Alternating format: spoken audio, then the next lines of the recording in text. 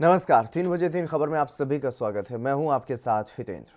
बंगाल में चुनाव जीतने की लड़ाई लगातार चल रही है और चुनावी घमासान के बीच 4 चरण में मतदान भी पूरा हो चुका है। राज्य में 8 चरणों में मतदान होना है और इसकी आधी प्रक्रिया पूरी हो चुकी है। अब 5वें चरण का मतदान होना है, जिससे पहले सभी पार्टियां अपने प्रचार में किसी भी तरह की कोई ढिलाई नहीं बरतना चाह रही और बीजेपी अपना चुनाव प्रचार में पूरा जोर लगा रही है। पीएम मोदी और केंद्रीय गृह मंत्री अमित शाह 5वें चरण के मतदान से पहले बंगाल में कई रैलियां और रोड शो कर रहे हैं। वहीं वर्धमान की रैली में पीएम मोदी ने ममता पर हमला बोला। उन्होंने ये कहा कि 4 चरणों के चुनाव में ही टीएमसी साफ हो गई है।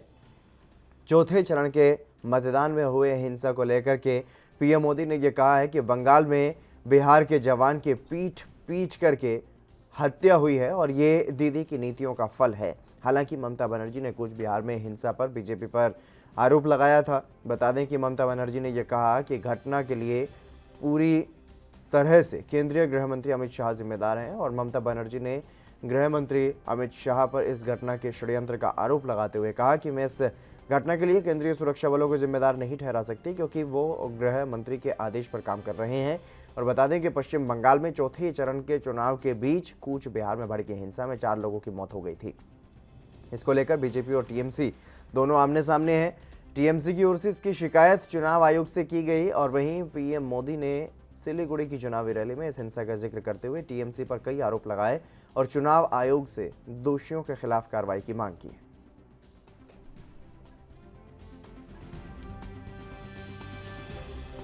राउंड हुए हैं, 4 होने बाकी हैं। आधे चुनाव में आपने टीएमसी को साफ कर दिया।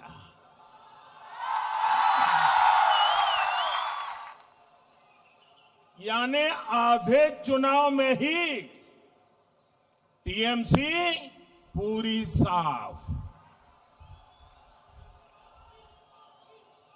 4 चरणों के चुनाव में बंगाल की जागरूक जनता ने इतने चौके छक्के मारे, इतने चौके छक्के मारे कि बीजेपी की सीटों की सेंचुरी हो गई है।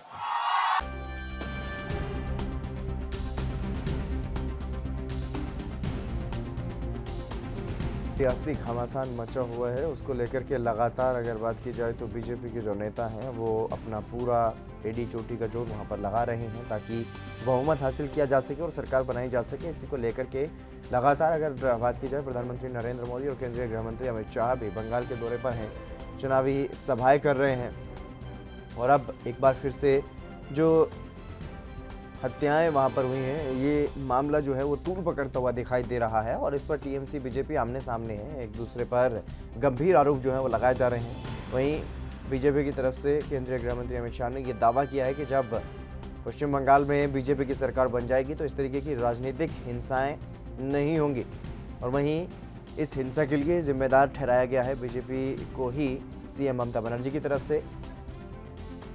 उन्होंने साफ तौर पर कहा है कि केंद्रीय गृह मंत्री के इशारे पर ही सीआरपीएफ ने यह कार्रवाई की है, जिसकी वजह से 4 लोगों की मौत हो गई। प्रधानमंत्री नरेंद्र मोदी ने यह हमला किया है कि बिहार के जवान की पीट करके हत्या कर दी गई। ये उसी बात का परिणाम है जो ममता बनर्जी ने लोगों को उकसाया।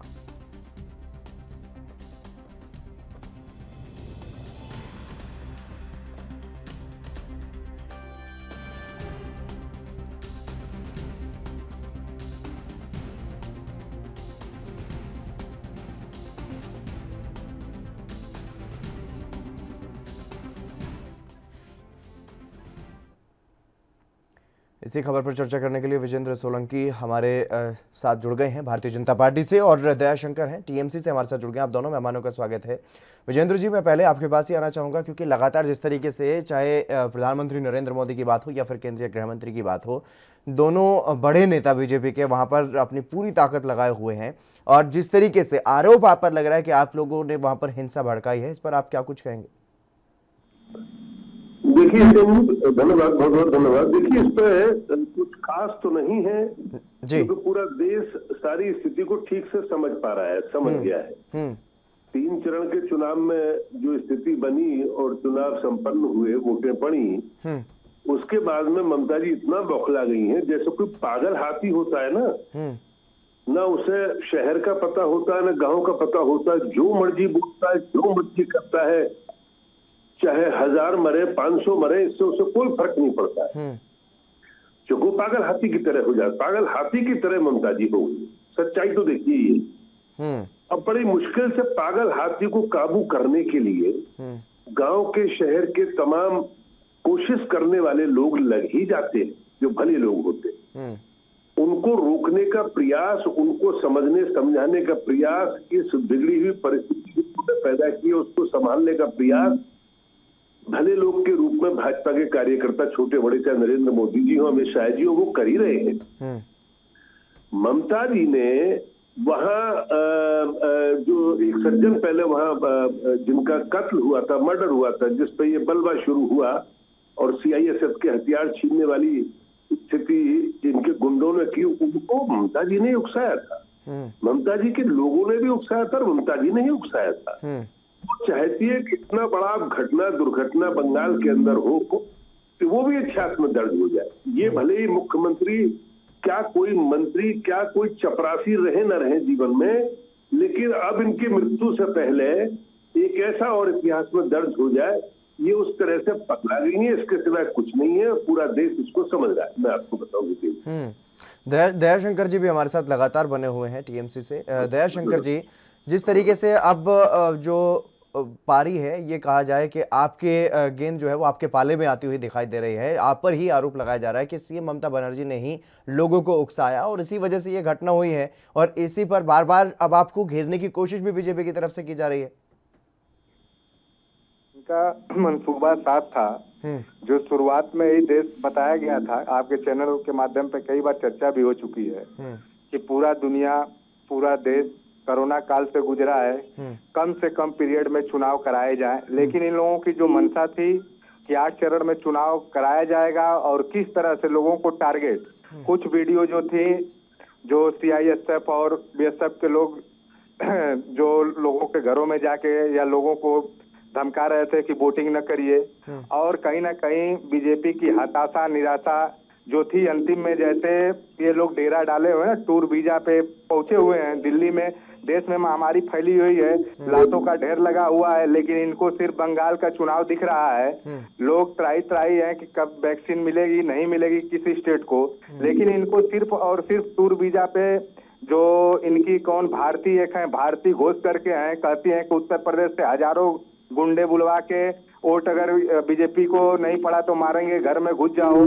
तो इन लोगों का चेहरा बेनकाब हो गया है। जो घटना सीआईएसएफ के द्वारा हम लोग के कार्यकर्ताओं का हत्या जिस तरह से निर्मम तरीके से किया गया, तो उनके फुटेज जो है, ड्रोन कैमरा कहाँ चले गए? जो ये निगरानी में चुनाव कराए जा रहे हैं तो ड्रोन से किए जा रहे हैं, सीसी कैमरे लगाए जा रहे हैं, उनके फुटेज क्यों नहीं देते? अगर 2 लोगों के बीच में झड़प हुई तो यदि झड़प हुई तो झड़प में क्या वो टीएमसी के ही टोटल लोग कैसे हुआ? पुलिस ने गोली पहले चलाया तो हवाई फायरिंग क्यों नहीं की? पहले पैर में गोली क्यों नहीं चलाई? पहले तो उनके ऊपर लाठी चार्ज करना चाहिए। तो ये लोग संदेह के घेरे में बुरी तरह से फंस चुके हैं। हताशा, निराशा इनकी दिख रही है।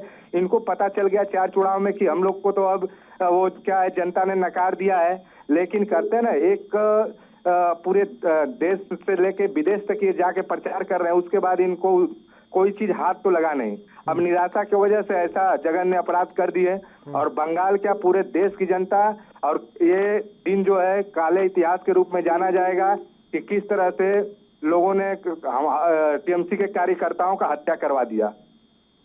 विजेंद्र जी, हताश या निराश बीजेपी है या फिर टीएमसी है, कुछ समझ नहीं आ रहा, क्योंकि दोनों की तरफ से एक दूसरे पर यही आरोप लगाया जा रहा है और दोनों की तरफ से यही एक दूसरे पर आरोप लगाया जा रहा है कि वो उनकी गलती से ये घटना हुई है। हितेन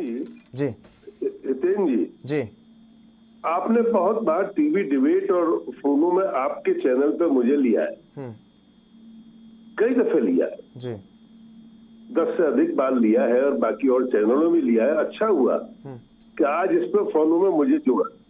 इसकी वजह मैं आपको गिनाता हूं कि नंबर 1 तो CISF, ये देखिए पैरामिलिट्री और मिलिट्री को विपक्षी लोग, ये अनर्गल लोग, अनर्गल मानसिकता के लोग, अजीबोगरीब मानसिकता के लोग किस तरह से उसको बदनाम करते हैं और उसको निशाने पे लेते हैं, इनको तनिक भी लिहाज नहीं। पैरामिलिट्री और मिलिट्री को बदनाम करते हैं कि उन्होंने किसी के सर पर ये कर दिया वो कर दिया। नंबर 1 तो आज फोनो बहुत सारे आपने लिए, इसका महत्व ये है कि मैं खुद CISF में 23 वर्ष मैंने सेवा दी है। और नंबर 2 बड़ी महत्वपूर्ण बात यह है कि उसके 6 वर्ष मेरे बंगाल में कटे। तो मुझसे ज्यादा कौन डिसिप्लिनरी फोर्स को समझ पाएगा ये सिविलियन लोग क्या समझे कुर्सी के लालच में और ममता जी की वाही वाही करने के फिक्र में, चक्र में, जिन क्या क्या नरगल बातें करते रहते। पैरामिलिट्री में कोई सी पैरामिलिट्री हो या मिलिट्री हो, उनका इन सब बातों से लेना देना, कितनी बड़ी अति की होगी TMC के कार्यकर्ताओं ने, कितना बड़ा जुर्म ढाया होगा, कितनी बड़ी गलतियां की होंगी कि ये नौबत आई, तो उनको अपना बचाव करना पड़ा। अपने हथियार छीनते हुए देखकर उन्हें तमाम स्टेप लेने थे, क्योंकि बड़ा पेशेंस सिखाया जाता है, बड़ी भारी ट्रेनिंगें दी जाती। मैंने खुद कई ट्रेनिंगों से मैं उस 23 वर्ष में गुजरा हूँ। प्रश्न ही पैदा नहीं होता है पेशेंस को लेकर। इतनी अति इन TMC के गुंडों ने कर दी होगी कि बड़े मजबूर होकर अपनी जान बचाने के लिए, अपने हथियार बचाने के लिए, लैंड ऑर्डर को ठीक रखने के लिए इस तरह की कोई घटना घटी होगी, इतना मजबूर किया होगा। लेकिन विजेंद्र जी, जहां तक मेरी जानकारी है, सबसे पहले लाठीचार्ज होता है और उसके बाद वाटर कैनन का भी इस्तेमाल किया जा सकता है। उसके बाद अगर फायरिंग करने की नौबत आती है तो हवाई फायरिंग भी शुरुआत में होती है, उसके बाद फायरिंग होती है तो वो पैरों में की जा सकती है। ये देखिए, आपने अखबारों में इन चीजों को पढ़ा है। जब प्रैक्टिकल नौबत आती है वो सारे काम किए गए होंगे। ये पॉलिटिकल स्टेटमेंट है, बंद कमरों में ये असेसमेंट नहीं किया जा सकता है। मैंने कहा ना कि पहले समझाया भी होगा, हाथ भी जोड़े होंगे, निवेदन भी किया होगा, सीनियर अफसर्स ने बिल्कुल हाथ जोड़े होंगे, सारे काम किए गए होंगे। ये तो एक लंबी जांच का विषय होगा। जो लोग दोषी है वो जेल जाएंगे ही जाएंगे, चाहे कोई भी क्यों ना हो। अब तो रामराज कायम होने जा ही रहा है 2 तारीख को। ये राक्षस वृत्ति के लोगों को इन्होंने बहुत लूट लिया कम्युनिस्टों के रूप में। बिल्कुल डॉक्टर दयाशंकर जी, होने जा ही रहा है। अब तो न्याय हो ही जाएगा कौन दोषी है कौन नहीं। कि पैरामिलिट्री ने, मिलिट्री ने, CISF ने कितनी दफे उनके अफसर्स ने हाथ जोड़े होंगे, निवेदन किया होगा, प्रार्थना की होगी, समझाया होगा, सारे काम किए होंगे। वो तो जांच का विषय। दयाशंकर जी, जांच का विषय है, जांच होगी और जो भी दोषी होंगे उनको सजा मिलेगी। इस बारे में बार बार चाहे बात तो प्रधानमंत्री नरेंद्र मोदी की, वो भी कह रहे हैं कि चुनाव आयोग से वो भी अपील कर रहे हैं कि जांच करवाई जाए। आयोग से अपील कर रहे हैं हितेंद्र भाई, ये लोग जितना सफाई से कोई कार्य करते हैं, तो ये बताइए ना, ड्रोन चल रहे हैं, ड्रोन लगे हुए हैं, चुनाव जहां भी हो रहे हैं CC कैमरा लगाए हैं ना कि चुनाव आयोग लापरवाह है। बताइए ना, कह रहा है कि चुनाव आयोग बहुत कड़ाई से मैं लोग चुनाव करवा रहा हूँ। हम लोग तो पहले ही कहे कि तुम लोग भाई लापरवाह हो, तुम लोग के बस की बात चुनाव करवाना संभव नहीं है, निष्पक्ष चुनाव करवाना, तुम लोग चुनाव को प्रभावित कर रहे हो। और उसका जीता जागता उदाहरण आसान था कि EVM जो मिल रही है भाजपा के कैंडिडेट के अंदर मिल रही है, गाड़ी के अंदर मिल रही है। तो इतने ये लोग अगर ईमानदार हैं, थोड़ी से भी इनके अंदर ईमानदारी बची हुई है, तो ड्रोन से जो लिया गया है उस समय की तस्वीर दिखा दें, कैमरा की रिकॉर्डिंग दिखा दें। तो ये लोग दिखाने वाले लोग नहीं है, ये लोग तो उसमें संलिप्त लोग हैं। वो किसी ना किसी तरह से, जो जिस तरह से चाहते थे कि किसी ना किसी तरह से दंगाई लोग, किसी ना किसी तरह से दंगा भड़काया जाए, और ये बंगाल की जनता ने इनकी मकसद को माना नहीं। और किसी तरीके से जब हताश निराश ये हो गए, आखिर में हम लोग के कार्यकर्ताओं पे गोलियां चला दी। ये बताए ना कि उनको ऑर्डर किसने दिया गोली चलाने का, या इन्होंने कहा कि वेल ट्रेंड होते हैं। अगर वो ट्रेंड है तो उनको ये नहीं पता था कि लाठीचार्ज करनी है, पैर में गोली मारनी है, रबल की गोली या कैनाल से ये बिल्कुल दयाशंकर जी, सवाल कई है लेकिन जांच चल रही है। और बहुत शुक्रिया हमारे साथ जुड़ने के लिए विजेंद्र सोलंकी जी, आपका भी बहुत शुक्रिया चर्चा में जुड़ने के लिए। फिलहाल रुकेंगे एक छोटे से ब्रेक के लिए, जल्द हाजिर होंगे।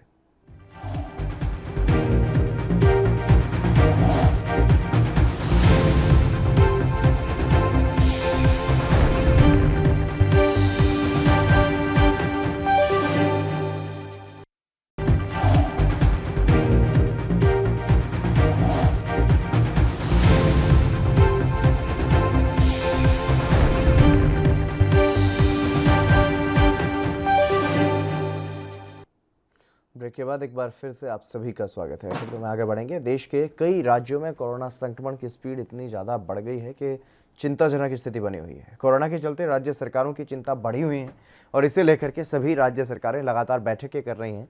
महाराष्ट्र में कोरोना के बढ़ते मामलों के बीच सीएम उद्धव ठाकरे ने रविवार को कोरोना टास्क फोर्स के साथ विशेष बैठक की और वीडियो कॉन्फ्रेंसिंग के जरिए 2 घंटे तक चली बैठक में पूरे राज्य में सख्त लॉकडाउन लगाने पर चर्चा की गई। बैठक के दौरान टास्क फोर्स ने कोरोना की चेन तोड़ने के लिए 15 दिनों के सख्त लॉकडाउन की सलाह दी है, जबकि सीएम उद्धव ठाकरे ने 8 दिन के लॉकडाउन का समर्थन किया। और आज महाराष्ट्र कैबिनेट की बैठक हो रही है, जिसके बाद राज्य में लॉकडाउन पर फैसला हो सकता है। कोरोना वायरस के बढ़ते मामलों के बाद महाराष्ट्र में लॉकडाउन को लेकर के सहमति बनती हुई दिखाई दे रही है।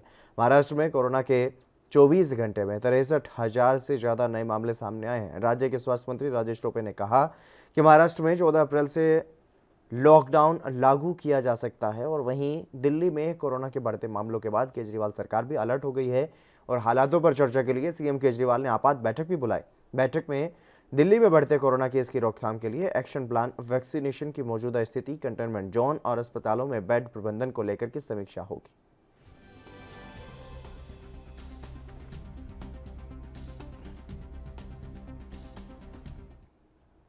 मुरारी सिंह हमारे संवाददाता मुंबई से हमारे साथ जुड़ गए हैं। राजीव तिवारी हमारे संवाददाता दिल्ली से हमारे साथ जुड़ गए हैं। लेकिन सबसे पहले मैं रुक करूंगा मुरारी का। मुरारी, क्या कुछ स्थिति है बैठक से, फिलहाल क्या कुछ निकल करके सामने आ रहा है? हितेंद्र, देखिए, बैठक में अभी कोई पूर्ण रूप से कोई निर्णय नहीं हो पाया है। 15 दिन की लॉकडाउन लगाने के लिए स्वास्थ्य विभाग की तरफ से कहा जा रहा है, जबकि उद्धव ठाकरे की माने तो 8 दिन के लॉकडाउन पर सहमति बनी है। अभी तक कोई फाइनल डिसीजन पर महाराष्ट्र सरकार नहीं पहुंची है। वहीं मुख्यमंत्री उद्धव ठाकरे ने आज 10वीं और 12वीं के एग्जाम को भी लेकर शिक्षा मंत्री वर्षा गायकवाड़ और बीएमसी कर्मचारियों के साथ में बैठक की है, लेकिन उसमें भी कोई रिजल्ट नहीं निकल पाया है, क्योंकि लगातार यहाँ पर जहाँ स्थिति खराब हो रही है वहीं लॉकडाउन को लेकर व्यापारी और विपक्ष जो है महाराष्ट्र सरकार के खिलाफ है। ऐसे में किस तरीके की गतिविधियां अपनाई जाए, इसे लेकर चर्चाएं लगातार चल रही है। देखना होगा कि 2-1 दिन में क्या कुछ परिणाम निकल कर आ पाते हैं। लेकिन जिस तरीके से हितेंद्र हालात खराब हुए हैं, मुंबई की बात करें तो 9,900 से ज्यादा केसेस मिले हैं। 50 लोगों की 24 घंटे में मौत हुई है। अंदाजा लगाया जा सकता है कि किस तरीके से हालात बिगड़ रहे हैं। हितेंद्र जी बिल्कुल, राजीव तिवारी भी हमारे साथ बने हुए हैं दिल्ली से। राजीव, दिल्ली में आपात बैठक बुलाई गई है अरविंद केजरीवाल की तरफ से, क्या कुछ पूरी जानकारी?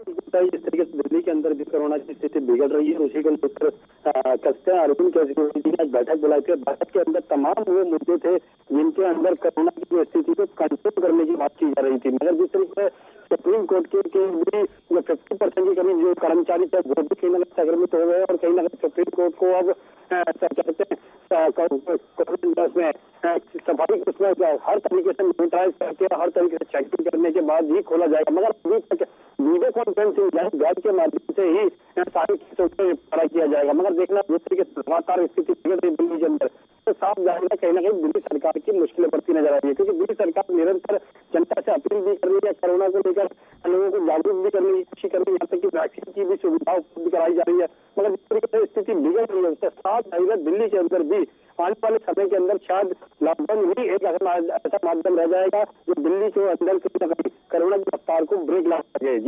जी और मुरारी, अगर वहीं बात की जाए, क्योंकि जिस तरीके से बैठक चल रही है पिछले कई दिनों से, 3-4 दिनों से लगातार इस पर मंथन चल रहा है कि लॉकडाउन लगाया जाए या नहीं लगाया जाए, इसको लेकर के लगातार ये कयास लगाए जा रहे हैं। अब स्वास्थ्य मंत्री की तरफ से ये भी कहा गया कि 14 अप्रैल से हो सकता है लॉकडाउन लग जाए। तो ऐसे में क्या कुछ तैयारियां कोई की जा रही है क्या महाराष्ट्र सरकार की तरफ से? हितेंद्र, देखो, अगर तैयारियां की बात की जाए तो जिस तरीके से पुलिस व्यवस्था और पुलिस महकमे में जो हलचल देखी जा रही है, साफ तौर पर वो लॉकडाउन के संकेत दे रहे हैं। मुंबई के दहिसर चेक नाका हो या मुलुंड चेक नाका जो एंट्री पॉइंट है, वहां पर पुलिस की तरफ से टेंट जो है कि लगाया जा रहा है, छावनी बनाई जा रही है, ताकि जब लॉकडाउन लगाना पड़े तो उसके नीचे खड़े होकर वाहनों को और लोगों को रोका जा सके। वहीं बीएमसी की बात करें तो बीएमसी के कर्मचारी और जो भी है वो लगातार उन कोविड सेंटरों को आगे बढ़ा रहे हैं। जो वैक्सीनेशन सेंटर है वहां पर भी काम तेजी से चल रहा है। क्वारंटीन सेंटर जो बंद हो गए थे, चाहे बीकेसी के हो या दहिसर के, उन्हें फिर से चालू किया जा रहा है और बड़ी मात्रा में वहां पर बेड की व्यवस्था की जा रही है। तो लगातार सरकार इससे निपटने के लिए हर संभव प्रयत्न कर रही है, लेकिन जिस तरीके से हालात बिगड़ रहे हैं ये कहना गलत नहीं होगा कि लॉकडाउन के सिवाय कोई दूसरा पर्याय नहीं है। राजीव, अगर दिल्ली की बात की जाए तो दिल्ली के अस्पतालों में बेड्स की व्यवस्था के बारे में क्या कुछ जानकारी है फिलहाल, क्योंकि लगातार मामले बढ़ रहे हैं?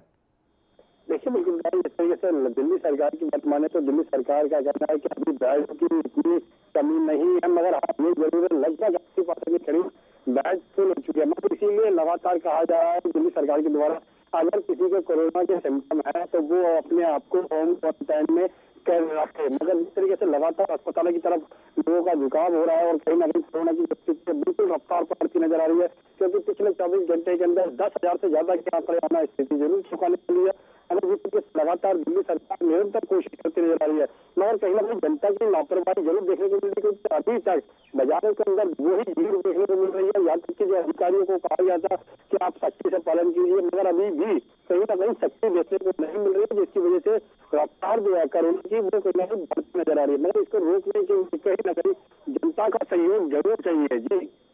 जी मुरारी, अगर बात की जाए जो प्रवासी मजदूर मुंबई में या फिर महाराष्ट्र के अन्य शहरों में जो लोग अपनी रोजी रोटी कमाने के लिए हाल ही में पहुंचे थे, कुछ दिनों पहले ही, कुछ महीनों पहले ही, और अभी वो अपना काम शुरू करना ही चाह रहे थे, लेकिन अब उनके सामने लॉकडाउन की सिचुएशन जो है वो दिखाई दे रही है। ऐसे में प्रवासी मजदूरों की तरफ से एक बार फिर से प्लान शुरू कर दिया गया है।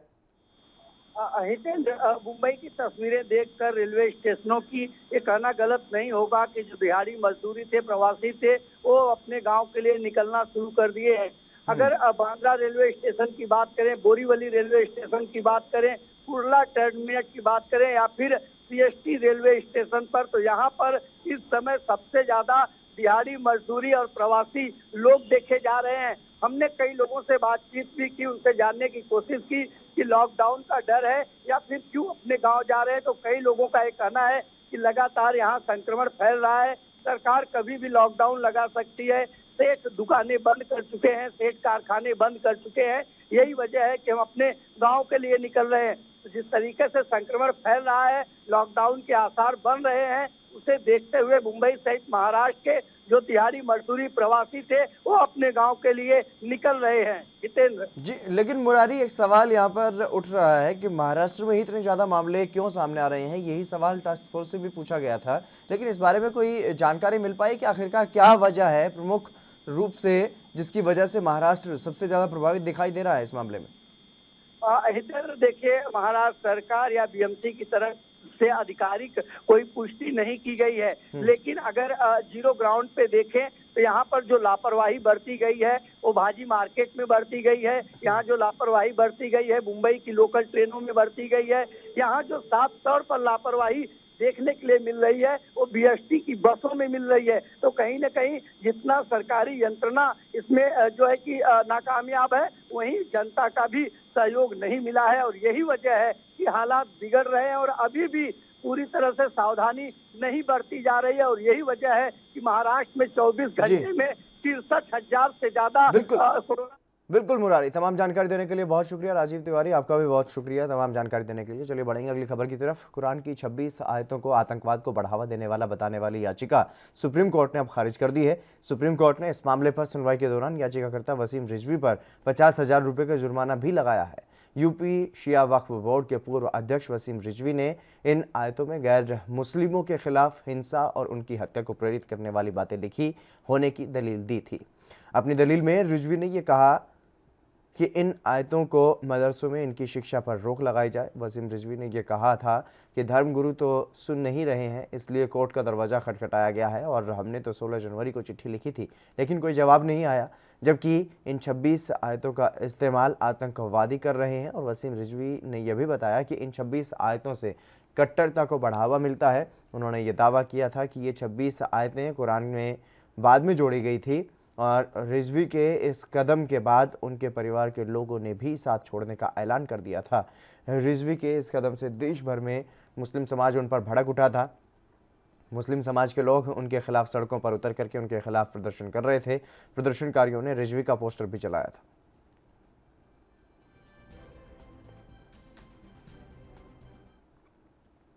चलिए, बुलेटिन में बस इतना ही। नमस्कार।